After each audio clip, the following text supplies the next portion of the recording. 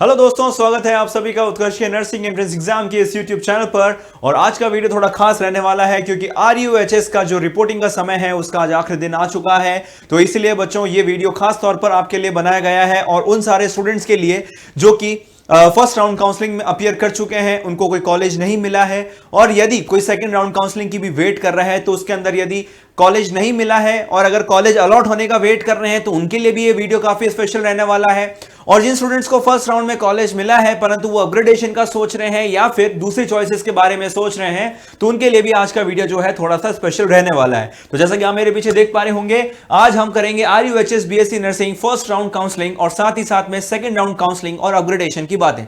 तो कुछ हेडिंग्स है जिसके अंडर जो है आज हम सभी बातें करने वाले हैं। तो जैसे कि सबसे पहले मैं बात करना चाहूंगा कि वो सारे स्टूडेंट जिनको फर्स्ट राउंड में गवर्नमेंट कॉलेज मिल चुका है उन्हें क्या करना चाहिए।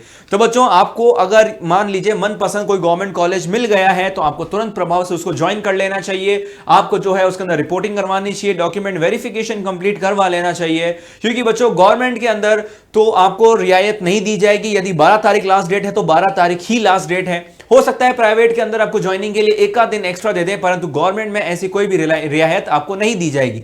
अब इसमें भी दो चीजें आती हैं, जिन स्टूडेंट्स को अपने मन पसंदीदा गवर्नमेंट कॉलेज चाहिए था उनको वो नहीं मिला, हो सकता है उनको कोई दूसरा गवर्नमेंट कॉलेज मिल गया हो, पर उनको भी एक बार ही क्या करना चाहिए कि एक बार एटलीस्ट उनको कॉलेज तो ज्वाइन करना ही चाहिए।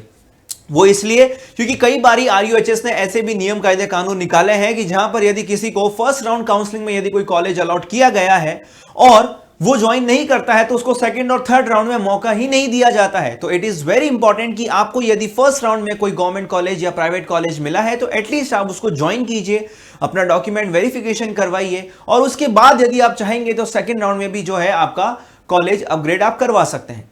सेकंड में बात करूंगा कि जिनको प्राइवेट कॉलेज मिला है।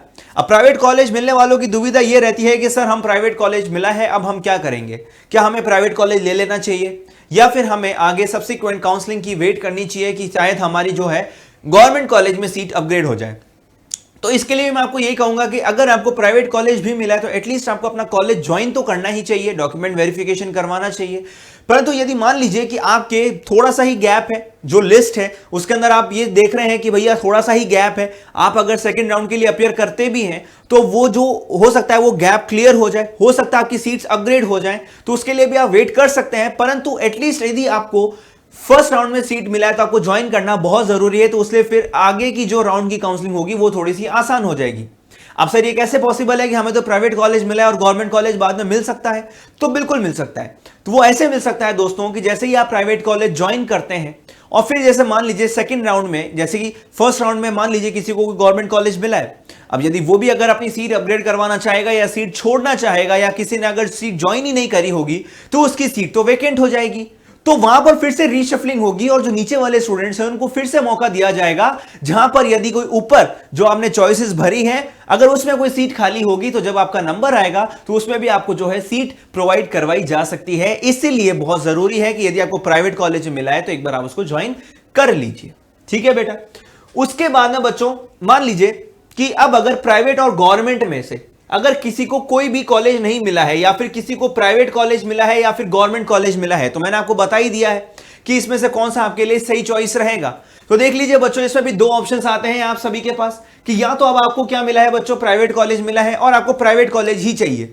तो आपको क्या करना पड़ेगा बच्चों, आपको ज्वाइनिंग करनी है, आपको कॉलेज ज्वाइन करना है, परंतु आपको दूसरी कोई प्राइवेट कॉलेज चाहिए तो उसके लिए आपको सीट अपग्रेड करवानी पड़ेगी। परंतु जो आपकी लिस्ट में ऊपर वाली जो कॉलेजेस है फिर उसमें से आपको चॉइस दी जाएगी, फिर वो वाली सीट आप छोड़ नहीं पाएंगे। और दूसरा बच्चों, यदि आपको गवर्नमेंट कॉलेज चाहिए तो उसका सिस्टम मैंने आपको बता ही दिया। अब बच्चों यहां पर यदि मान लीजिए आपको कोई भी कॉलेज अलॉट नहीं हुआ है, यदि मान लीजिए आपको कोई भी कॉलेज नहीं दिया गया है तो फिर आप क्या करेंगे? तो सीधी सी बात है दोस्तों, यदि आपको कोई भी कॉलेज नहीं मिला है तो सेकंड राउंड में तो आपको अपीयर होना ही है। और अब आपको यदि फिर से चॉइस फिलिंग का यदि ऑप्शन आता है, अगर फिर से आपको चॉइस फिलिंग का ऑप्शन दिया जाता है तो उसमें किस तरीके से चॉइस फिलिंग करनी है वो भी मैं आपको आगे इस वीडियो में समझाऊंगा, ठीक है बेटा। उसके बाद में आता है अपग्रेडेशन का ऑप्शन। अब कुछ स्टूडेंट जिनको कॉलेज मिल चुका है और अपग्रेडेशन को कंसीडर कर रहे हैं, तो उनके मन में एक बहुत ही कॉमन सा डाउट है, वो ये है कि सर यदि हम अपग्रेड करते हैं प्राइवेट से गवर्नमेंट कॉलेज में या कोई दूसरी प्राइवेट कॉलेज में या कोई दूसरी गवर्नमेंट कॉलेज में, तो हमने तो फीस ऑलरेडी जमा करवा दी है, तो फिर सर हमें वो फीस कैसे मिलेगी? तो बच्चों उसमें कोई टेंशन का विषय नहीं है। यदि आपने 1-1.5 लाख रुपए प्राइवेट कॉलेज में जमा करवा भी दिया है, तो वो फीस जो है आपकी फिर से जो अगर आपको नई कॉलेज मिलती भी है, तो वो फीस जो है बच्चों डायरेक्टली सीधा सीधा उस कॉलेज के अंदर जो है बच्चों ट्रांसफर हो जाती है।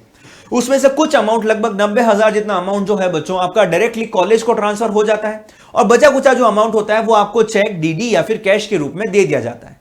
तो कोई भी कॉलेज आपका अमाउंट नहीं रख सकती है। कॉलेज जितना भी अमाउंट अगर आपसे लिया है, आपने अगर कॉलेज ज्वाइन किया है, अगर आपसे जो भी अमाउंट लिया गया है, अगर आप कॉलेज रीशफलिंग करवाते हैं, चेंज करवाते हैं, अपग्रेड करवाते हैं काउंसलिंग के थ्रू, RUHS की काउंसलिंग के थ्रू, तो वो जो फीस है बच्चों आपको रिफंड बिल्कुल की जाएगी, यदि आप नियमानुसार चल रहे हैं तो इसमें बिल्कुल फीस के लिए आपको घबराने की भी जरूरत नहीं है। अब बच्चों हम बात करेंगे कि किस ऑर्डर में जो है आपका हमेशा से चॉइस फिलिंग रहा होगा या रहना चाहिए। तो ठीक है बच्चों, मैं हमेशा से कहता हूं कि सबसे पहले आपको टॉप गवर्नमेंट कॉलेज ऊपर भरनी है, फिर मीडियम, फिर न्यू, फिर ओल्ड प्राइवेट कॉलेजेस और फिर न्यू प्राइवेट कॉलेजेस, क्योंकि इसी क्रम में जो है बच्चों कट ऑफ रहता है। सबसे कम cut off new private colleges का रहता है और सबसे अधिक कट ऑफ जो है बच्चों टॉप गवर्नमेंट कॉलेजेस का रहता है, जैसे कि RUHS, SMS और SN मेडिकल कॉलेज होता है। अब इसमें बच्चों एक चीज आपको ध्यान रखनी है, वो ये है कि अपग्रेडेशन में एक्चुअली होता क्या है। अब यहां पर दो तरीके के अपग्रेडेशंस जो हैं बच्चों देखे जाते हैं। यदि आपने इस क्रम में, मान लीजिए कि आपने इस क्रम में कोई कॉलेज भरा है और यदि आपको कोई न्यू गवर्नमेंट कॉलेज मिल गया और आप नहीं चाहते हैं कि उस गवर्नमेंट कॉलेज में आप एडमिशन लें, तो यदि आपने अपग्रेडेशन ज्वाइन कर लेने के बाद यदि आप अपग्रेडेशन पर क्लिक करते हैं, तो आपको बच्चों यदि मान लीजिए कोई मीडियम गवर्नमेंट कॉलेज में सीट अलॉट हुई होगी या फिर मीडियम गवर्नमेंट कॉलेज में यदि कोई सीट खाली होगी, तो आपको वहां पर सीट दे दी जाएगी, फिर वो कोई भी कॉलेज हो, फर्क नहीं पड़ता। परंतु यदि आपके टॉप गवर्नमेंट कॉलेज में कोई सीट खाली हो और आपकी रैंक के अनुसार जब आपकी काउंसलिंग का नंबर आए और उस समय यदि आपकी किस्मत अच्छी हुई और यहां पर अगर सीट खाली हुई, तो बच्चों हो सकता है कि आपको पहली प्रेफरेंस में टॉप गवर्नमेंट कॉलेज मिल जाएगा। तो यानी कि प्रेफरेंस इसलिए भरवाई जाती है ताकि आपकी जो पहली प्रेफरेंस है उसको पहले प्रायोरिटी दी जाए। अब काफी बार ऐसा भी होता है, जैसे मोस्टली एग्जाम्स में तो यही सिस्टम रहता है, परंतु काफी एग्जाम्स में ऐसा भी होता है दोस्तों, जहां पर कि इंक्लूडिंग RUHS, जहां पर क्या होता है कि सेकंड राउंड में आपसे फिर से दोबारा चॉइस फिलिंग करवाई जाएगी। तो उसके अंदर भी आप चाहें तो अपना क्रम बदल सकते हैं, और क्रम किस तरीके से बदल सकते हैं वो भी मैं आपको अभी बताऊंगा। तो यदि आपको फिर से चॉइस फिलिंग का ऑप्शन मिलता है तो बेस्ट है। अगर फिर से चॉइस फिलिंग का ऑप्शन नहीं मिलता है और यदि आपने इस क्रम में जो है अपनी चॉइस फिलिंग करी है, तो मानकर चलिए आपको कोई भी टेंशन लेने की जरूरत नहीं है। मान लीजिए आपको कोई न्यू प्राइवेट कॉलेज मिला, आपको न्यू वाले में ओल्ड वाले में जाना है, तो भी आपकी कॉलेज अपग्रेड होकर ओल्ड प्राइवेट कॉलेज, अच्छी प्राइवेट कॉलेज में अपग्रेड हो सकती है, बशर्ते कि जब आपका नंबर आए काउंसलिंग के लिए तो उस समय यहां पर सीट खाली होनी चाहिए। और ऐसा भी हो सकता है कि ओल्ड प्राइवेट वालों को कोई गवर्नमेंट कॉलेज भी मिल जाए, बशर्ते यहां पर आपकी सीट खाली होनी चाहिए। तो इस तरीके से अपग्रेडेशन का पूरा सिस्टम रहता है। उसके बाद यदि मैं बात करूं कि कुछ ऐसे स्टूडेंट्स हैं जिनको 70-75 में जो है बच्चों मनपसंद कॉलेज नहीं मिला, तो उनको क्या करना चाहिए? तो उनको बच्चा एक बारी जो है 70 से 75 वाले नंबर वालों को एक बारी वेट करना चाहिए। हाँ, ओल्ड गवर्नमेंट कॉलेज जैसे कि RUHS, SMS और ये सब कॉलेज मिलने के चांसेस तो बहुत ही कम है, परंतु यदि आप रीशफलिंग करवाना चाहें चॉइसेस के हिसाब से, तो वो आने वाली काउंसलिंग में आप करवा सकते हैं। तो इन्हें एक बार तो बच्चों ज्वाइन कर लेना चाहिए, और इन्हें जो है बच्चों अभी भी ये उम्मीद है कि कोई भी अच्छा सा ओल्ड गवर्नमेंट कॉलेज मिल सकता है, तो इन्हें थोड़ा सा वेट करना चाहिए। अगर उनको मनपसंदीदा कॉलेज में सीट नहीं भी मिली है तो भी वेट करेंगे बेटा, तो आगे जाकर हो सकता है कि जब आपने प्रायोरिटी फिल करी है, क्योंकि आगे हर एक काउंसलिंग में हो सकता है कि ऊपर वाली सीट्स खाली हो, क्योंकि सब बच्चे अपनी अपनी सीट से खुश नहीं होते हैं। बहुत कम ऐसे लोग होते हैं जो अपनी सीट से खुश रहते हैं, और काफी ऐसे भी लोग होते हैं जो अपनी सीट्स को छोड़ देते हैं, है ना। फिर चाहे वो SMS में भी एडमिशन क्यों ना मिला हो, वो अपनी सीट छोड़ने की गुंजाइश रहती है उनकी। तो हो सकता है कि वहां पर सीट खाली हो तो नीचे वाले स्टूडेंट्स को वापस ऊपर बढ़ने का मौका मिलेगा, तो इसलिए उनको होल्ड करना चाहिए। उसके बाद 65 से 70 वाले जो है वो कहते हैं कि सर हमें कुछ कुछ को तो भाई प्राइवेट कॉलेज मिल गया, और कुछ कुछ को जो है सर हमें तो बहुत ही न्यू गवर्नमेंट कॉलेज मिला है। तो उन्हें क्या करना चाहिए? यदि चॉइस फिलिंग में ऑप्शन आता है तो उनको सबसे पहले मीडियम और उसके बाद में न्यू गवर्नमेंट कॉलेजेस को भरना चाहिए अभी, अगर वापस इनको ऑप्शन मिलता है तो। और उसके बाद में बच्चों ओल्ड प्राइवेट, उसके बाद में ओल्ड प्राइवेट कॉलेजेस को भरना चाहिए। ये इनका जो है सीक्वेंस रहना चाहिए। सबसे टॉप पर हमेशा मीडियम को रखना, क्योंकि जो ओल्ड गवर्नमेंट कॉलेजेस हैं वो इस रेंज में तो मिल ही नहीं सकते, है ना। तो इसलिए ये आपका क्रम रहना चाहिए सेकंड राउंड के लिए। और उसके बाद में कुछ ऐसे भी बच्चे हैं जिनको फर्स्ट राउंड में 45, 46, 47, 48, 49, 50 मार्क्स हैं, परंतु उनको ना तो प्राइवेट कॉलेज मिला है, गवर्नमेंट कॉलेज की तो कोई गुंजाइश है ही नहीं। तो इनको बच्चों क्या करना चाहिए, गवर्नमेंट कॉलेज तो भरने ही नहीं चाहिए।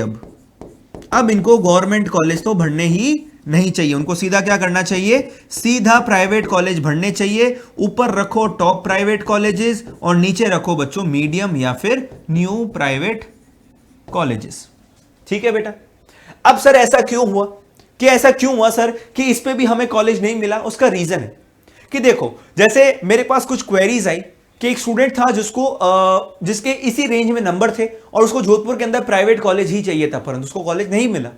तो उसका रीजन यह है दोस्तों, जैसे कि जोधपुर संभाग है, इसके अंदर बच्चों नंबर ऑफ एडमिशंस लेने वाले जो स्टूडेंट्स हैं ना वो बहुत ज्यादा है, बहुत ज्यादा है। और इसकी वजह से यहां पर कॉलेजेस की उतनी सीट्स नहीं है जितनी यहां पर स्टूडेंट्स एडमिशन लेना चाहते हैं। तो इस वजह से हो सकता है कि जोधपुर संभाग में एडमिशन मिलना इतना मुश्किल हो चुका है। ठीक है ना। और ये कंपटीशन हर साल बढ़ना ही है। तो इसलिए इस साल मान लीजिए अगर आपको मन पसंदीदा रीजन में अगर कॉलेज नहीं मिल रहा है, कोई दूसरे स्टेट में कोई दूसरी सिटी में यदि आपको कॉलेज मिल रहा है और यदि वो अच्छा कॉलेज है, आपको लगता है कि आईएनसी से मान्यता मिला हुआ कॉलेज है और अच्छा कॉलेज है जहां पर आपको एक अच्छी प्रैक्टिस मिल सकती है, तो यदि आपको जोधपुर छोड़ के भी बाहर जाना पड़े ना तो भी चले जाना, परंतु साल खराब मत करना, क्योंकि हो सकता है कि अगले साल कंपटीशन इतना बढ़ जाए कि ये भी ना मिले, है ना। तो इसलिए बच्चों अपॉर्चुनिटी अच्छी है। यदि आपको कोई कॉलेज अलॉट हो रहा है तो किस क्रम में आपको सीक्वेंस भरना है, तो आपको कॉलेजेस अलॉट हो जाए तो आपको ध्यान रखना है। अब last but not the least सभी का एक ही प्रश्न है कि सर अब सेकेंड राउंड काउंसलिंग कब शुरू होगी? तो सेकेंड राउंड काउंसलिंग शुरू होने के लिए बच्चों सबसे इंपॉर्टेंट है हमें ये जानना कि पुराना पैटर्न क्या रहा है। पुराने पैटर्न को यदि हम देखें तो जब आरयूएचएस काउंसलिंग करवाता है तो वो 4-4, 5-5 महीने इनकी काउंसलिंग चलती रहती है, 4-4, 5-5 राउंड्स होते हैं काउंसलिंग के। ये वाली जो काउंसलिंग है दोस्तों पिछले महीने शुरू हो चुकी थी और आज जो है इसका आखिरी दिन है, तो हम ये मान के चल रहे हैं कम से कम इनको अभी एक हफ्ता चाहिए। तो लगभग बेटा लगभग 20 नवंबर के आसपास, 20 नवंबर 2024 के आसपास जो है बेटा सेकंड राउंड काउंसलिंग शुरू हो जानी चाहिए। परंतु यदि हम जल्दी से जल्दी भी माने कि सर जल्दी अगर होगी तो कितना जल्दी हो सकती है, तो वो भी आप मानकर चलो बेटा 17 तारीख, 17 नवंबर, 17 नवंबर से 20 नवंबर के बीच में कभी भी जो है सेकंड राउंड काउंसलिंग शुरू हो सकती है। तो जैसे ही सेकंड राउंड काउंसलिंग शुरू होगी तो उसके लिए भी आपको अपडेट दिए जाएंगे, उसकी भी जो गाइडलाइन है, जो उसके मापदंड है, उसके बारे में भी इसी चैनल पर चर्चा होगी।